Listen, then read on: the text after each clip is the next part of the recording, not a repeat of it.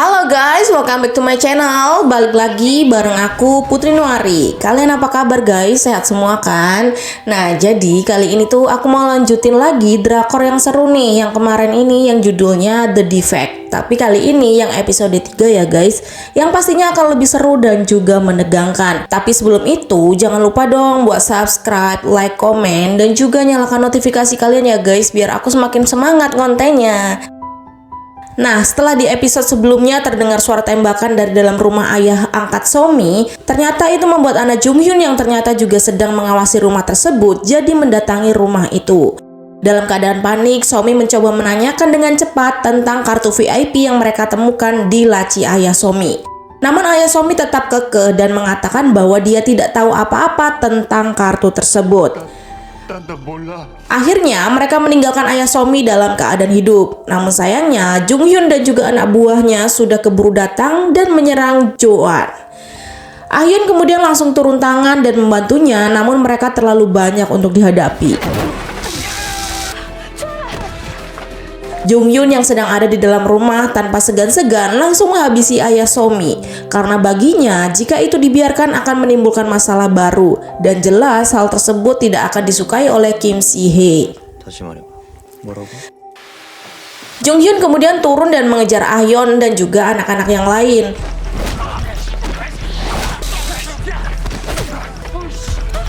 Anak-anak lain yang sempat melawan mereka juga akhirnya berhasil kabur dari kejaran anak buah Jung Hyun.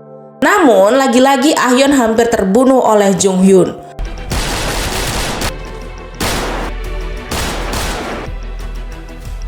Untungnya mobil patroli polisi tiba-tiba melintas di sana. Dan demi menyelamatkan diri, Ah Hyun langsung menabrakkan dirinya ke depan mobil polisi tersebut. Dan akhirnya itu membuat dia berhasil lolos dari Jung Hyun. Dan anak-anak yang lain kemudian menjemput Ah Hyun dan membawanya kabur dari tempat itu. Dan setelah kejadian tersebut, Ah Hyun mengajak anak yang lain ke tempat bekas perjudian yang pernah mereka rampok sebelumnya untuk tinggal sementara di sana. Karena memang sekarang mereka tidak punya tempat tinggal untuk bisa mereka tinggali.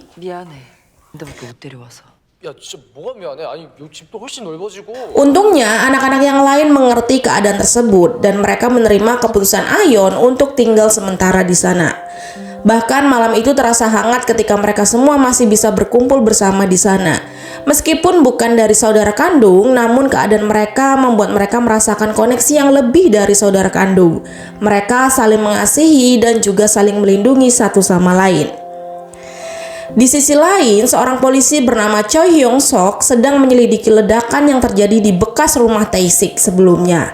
Di sana kemudian dia menemukan sebuah foto Tae-sik bersama anak-anak yang lain. Yang dia tahu di dalam foto tersebut ada Tae-sik yang merupakan korban kecelakaan mobil yang terguling sebelumnya yang juga dia selidiki. Dan saat itulah dia mulai berpikir bahwa sepertinya ada hubungan antara kecelakaan Tae-sik dan juga ledakan di rumah tersebut. Dan saat itulah dia juga mulai tertarik dengan kasus itu. Di tempat lain, Ah Hyun dan anak-anak yang lain dikejutkan dengan kabar kematian ayah Somi.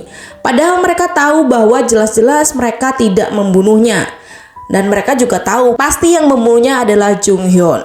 Dan itu tandanya mereka harus kabur lagi agar mereka tidak ditangkap dan dicurigai karena mungkin saja masih ada jejak mereka yang tertinggal di tempat kejadian. Tiba-tiba HP milik ayah Somi yang mereka bawa mendapatkan sebuah telepon dari kontak yang bernama istri. Somi langsung mengangkatnya, dan dari ujung telepon tersebut dia mendengar suara ibunya. Meski sudah mendengar suara Somi, tapi ibunya ini tetap memanggil suami dalam telepon tersebut, seolah-olah dia sedang menutupi sesuatu.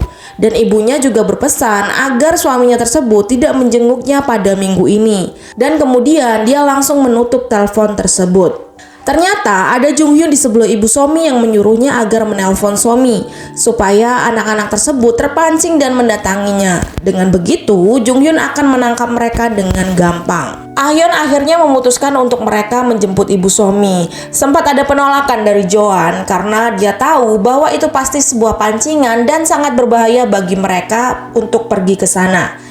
Namun, Sokso yang sangat hormat kepada Ah Hyun langsung bergegas. Dan akhirnya dengan terpaksa Joan pun mengikuti mereka. Di sisi lain, Kim Si Hye sedang menemui seorang wanita yang merupakan istri seorang presiden. Istri presiden tersebut ternyata juga tertarik untuk mendapatkan anak dari organisasi Kim Si-hee tersebut karena ternyata dia sudah divonis mandul oleh dokter. Namun untuk menjaga image-nya sebagai ibu negara yang mandul, dia akhirnya memutuskan untuk menghubungi Kim Si-hee untuk mendapatkan anak. Namun dia meminta jaminan agar dia merasa percaya kepada Kim Si-hee. Dia akhirnya meminta anak Kim Si-hee yang sekarang yang ternyata juga bernama Ayon untuk dijadikan jaminannya. Dan dengan senang hati, Kim Si-hee langsung mengabulkan permintaan ibu negara tersebut. Anak-anak akhirnya sampai ke rumah sakit jiwa tempat ibu Somi. Namun tempat tersebut sangat tidak terlihat seperti rumah sakit. Sangat gelap dan dari dalam lebih terlihat seperti sebuah penjara. Sok-so dan Ayon kemudian masuk dan mulai mencari keberadaan ibu Somi. Mereka sangat hati-hati karena sang perawat di sana juga ternyata sangat mengerikan. Perawat tersebut bahkan membawa sebuah pisau untuk menyerang mereka. Dan akhirnya terjadi keributan di antara mereka.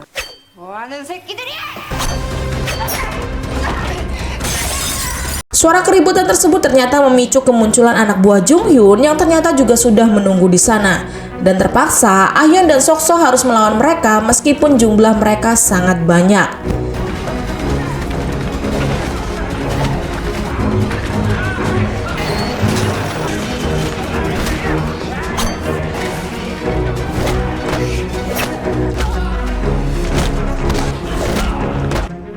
Sedangkan di sisi lain, Somi dan Joan menyelinap masuk dan mulai mencari ibu Somi. Dan setelah mencarinya, mereka berhasil menemukan ibu Somi.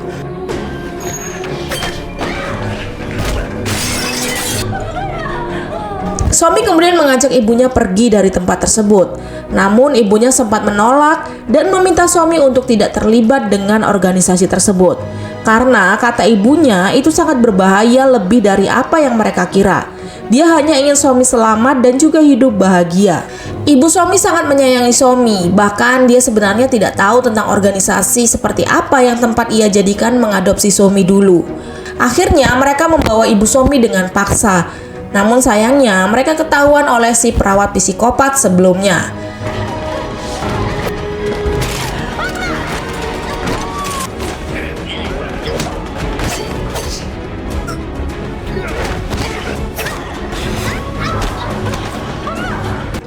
Setelah mengalahkan sang perawat, mereka kemudian kabur karena pasukan Jung Hyun mulai berdatangan.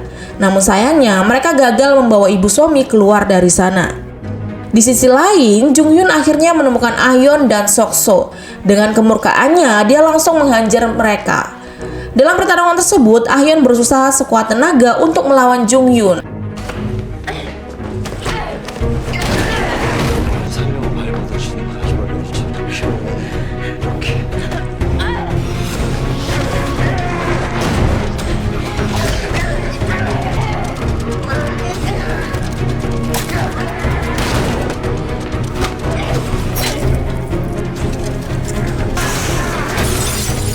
Dan dengan kerja kerasnya bersama Sok-so, dia berhasil mengalahkan Jung Hyun. Setelah itu, mereka kemudian kabur dan lompat dari jendela. Di sana, mereka menemui Somi dan juga Joan yang sudah menunggu mereka di luar. Somi terlihat sangat sedih karena gagal membawa ibunya keluar dari sana. Namun kemudian Ayon memeluknya dan menguatkannya. Sedangkan Jung Hyun yang terluka akibat tusukan gunting dari Ayon sedang menjalani perawatan luka di markas mereka. Kemudian Kim Si-hee datang untuk melihat keadaannya. Di sana Kim Si-hee mengatakan bahwa Jung Hyun adalah anak kesayangannya. Jadi dia memperingatkannya agar dia tidak terluka kembali, agar Kim Si-hee tidak khawatir. Dan pada saat itulah sontak Jung Hyun mengingat kembali bagaimana awal mula dia bertemu dengan Kim Si-hee. Jung Hyun yang masih muda merupakan seseorang yang sangat menyukai olahraga boxing. Namun sayang kehidupannya tidak mudah. Karena di lingkungan teman-temannya, dia harus menerima bullying dan juga menerima perkataan bahwa dia adalah anak seorang pembunuh. Hal tersebut membuat Jung Hyun menyimpan dendam dan sangat ingin menghabisi mereka. Dan disitulah Kim Si-hee mendatangi Jung Hyun dan mengulurkan tangannya di saat Jung Hyun putus asa. Dia menawarkan bantuan kepadanya dan juga mengatakan bahwa dia akan melindungi Jung Hyun dan juga menyuruh Jung Hyun agar menganggapnya sebagai ibunya sendiri. Dan sejak saat itulah Jung Hyun muda yang putus asa mulai hidup di bawah bayang-bayang Kim Si-hee. Ahyeon dan anak-anak lain sudah sampai di markas mereka. Ahyeon berusaha menghibur Somi yang masih sangat sedih karena gagal membawa ibunya. Ahyeon juga berjanji jika mereka telah berhasil dengan misi mereka, ia akan membawa ibunya pulang dan bertemu dengan Somi. Mereka ternyata juga sudah memasang sebuah alat pelacak di mobil Jung Hyun. Dan malam itu mereka mulai melacak dan melihat ada pergerakan dari mobil tersebut. Berharap pergerakan itu akan membawa mereka ke petunjuk yang lebih banyak. Keesokan harinya, mereka mengintai ke sebuah tempat di mana mobil yang mereka lacak tersebut pergi. Di sana tampak sebuah bangunan yang sangat luas dan juga besar dengan jumlah penjaga yang juga sangat banyak. Mereka belum tahu nih sebenarnya itu adalah tempat apa, namun mereka tetap sabar menunggu sampai ada pergerakan lagi. Di sisi lain, Hyung Suk yang masih sangat penasaran dengan kasus yang dia tangani menjadi lebih penasaran setelah dia tahu bahwa kasus ledakan di rumah Tae-sik dan juga kecelakaan Tae-sik tiba-tiba dihentikan penyelidikannya. Dia semakin curiga ada sesuatu yang tidak beres dari kasus tersebut. Kemudian dia melihat kembali foto yang dia temukan di rumah Tae-sik. Dia kemudian mengingat bahwa sepertinya dia pernah melihat salah satu dari mereka. Setelah dia searching, ternyata benar guys. Salah satu dari mereka adalah anak dari anggota dewan bernama Kwon Kang-men yang beberapa waktu lalu anak tersebut dikabarkan meninggal akibat korban bullying di sekolahnya. Yang ketika menjadi anak anggota dewan, dia diberi nama Kwang Song-woo. Setelah seharian mengintai, akhirnya malam itu Choi Si-woo melihat ada sebuah mobil yang datang ke tempat tersebut. Ahyeon kemudian mengambil alih teropong dan di sana dia melihat banyak mobil-mobil mewah berdatangan. Kemudian salah satu dari pengemudi mobil tersebut menunjukkan kartu VIP yang sama dengan yang mereka dapatkan dari ayah Somi. Ahyeon dan Seok-so kemudian menyamar dan masuk ke dalam gedung tersebut. Mereka berpura-pura menjadi salah satu pelanggan lama dan mulai melihat-lihat tempat tersebut. Sedangkan Somi dan yang lain menunggu mereka dan mengamati lewat kamera yang dibawa oleh Ahyeon dan juga Seok-so. Setelah masuk dan menunjukkan kartu VIP, mereka diminta untuk menggunakan topeng. Seolah-olah mereka yang ada di sana tidak boleh mengetahui satu sama lain tentang identitas mereka. Kemudian mereka dibawa ke sebuah ruangan dengan beberapa lantai. Kemudian di lantai dasar ada seorang pemandu yang juga menggunakan topeng mengatakan bahwa pelelangan dimulai. Kemudian muncul seorang wanita membawa seorang bayi lucu dan meletakkannya di sebuah tempat di tengah-tengah ruangan tersebut. Sedangkan banyak orang-orang yang dari sana yang menyaksikannya dari atas yang juga menggunakan topeng. Pemandu tersebut kemudian mengatakan tentang barang pertama yang didapat dari pria dan juga wanita yang merupakan orang-orang yang berkuliah di Harvard. Sehingga barang tersebut merupakan salah satu produk unggulan mereka. Dan barang tersebut dilelang dibuka dari harga 400 juta won. Ternyata barang yang dia sebutkan adalah bayi tersebut guys. Mereka menyebut manusia sebagai barang. Bahkan katanya orang yang memberikan mereka sel telur dan juga sperma tidak mengetahui tentang adanya anak tersebut.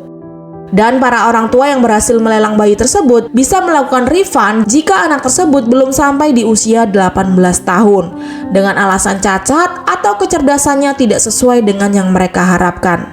Dan mereka akan mendapatkan uang mereka secara full kembali. 어떠한 경우라도 환불은 가능한 거죠? 사람이 아닌 고객님의 단순 변심으로 인한 환불은 상황에 따라 부분 환불 가능한 점 안내드립니다. Orang-orang mulai berlomba saling menaikkan harga lelang tersebut melalui sebuah aplikasi yang ada di HP mereka tersebut untuk mendapatkan anak tersebut. Ahyeon dan Seok-so yang menyaksikan kejadian itu secara langsung sangat tidak percaya dengan apa yang mereka lihat. Mereka hanya berpikir kenapa ada orang sejahat itu di dunia ini. Sedangkan Somi dan Joan dan juga Siwon yang ada di dalam mobil yang juga sedang mendengarkan dan menyaksikan hal tersebut merasa sangat marah dan juga sangat sedih. Ternyata itu adalah asal-usul mereka. Bahkan orang tua yang membuang mereka mendapatkan mereka dengan cara yang tidak manusiawi seperti itu. Ahyeon yang menahan marah dan juga tangisnya melihat Kim Si-hye yang juga hadir di sana dari kejauhan.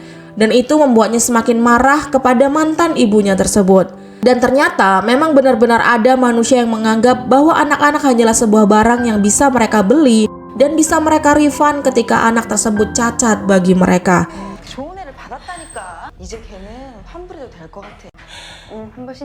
Kira-kira bagaimana kelanjutan nasib anak-anak tersebut dan apakah organisasi tersebut akan tetap berjalan lancar? Kita tunggu di episode selanjutnya. Bye-bye.